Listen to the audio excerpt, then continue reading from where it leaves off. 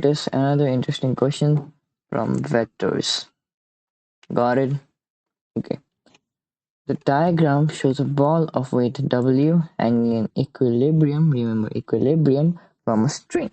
The string is at an angle theta to the vertical. The tension in the string is T. The ball is held away from the wall by a horizontal force P from a metal rod. What is the relationship between the magnitudes of T, P, and W? Okay, this is an interesting question. But then what we know here is all the answer is in this keyword, equilibrium. So that means net force equals to 0. So force in horizontal direction, suppose we can see here it's P here, right? So that means there must be some force P here, but as net force is equal to 0, net force in horizontal direction must be 0. So this a component of this tension is going to act in the horizontal direction to cancel out P, and it also acts in the vertical direction to cancel out W, so that the net force is 0 and the ball remains in equilibrium. So the relations we derive is let's just clear this out. Okay, so if this is going to be 90 degree, this is going to be 90 minus theta, right? So now what you can see here is as vertical component of T is equal to W, T sine of 90 minus theta must be equal to W. So that's going to be T cos theta must be equal to W. This is relation 1. Now for horizontal,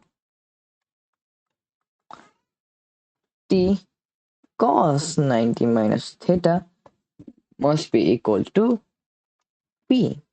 Again, T sine theta must be equal to P. This is relation number 2. Using this, let's see if we get any correct. P is equal to T cos theta? No, it is not. It's T sine theta. T is equal to P plus W. It's impossible for that to happen. This T square is equal to P square plus W square might be. Here is W is equal to P tan theta and W is equal to T cos theta. So yes, W is equal to T cos theta. But for P tan theta, let's see. P tan theta, that means T sine theta into tan theta. So we get is P tan theta is equal to T sine theta into tan theta. It's gonna be T sine theta into sine theta by cos theta. It's T sine theta square by cos theta. This is impossible to be equal to W. So D is wrong as well. So our answer is C. And that seems more plausible. Why? Because if we see this is P and this is W and T is somewhat like the resultant, but it is in opposite direction. If T was here, if this is T, this is gonna be minus T here, and P and W, but the magnitude does not change. So that's why square of the magnitude is gonna be the same. So using Pythagoras theorem, we can conclude that T square is equal to P square plus W square.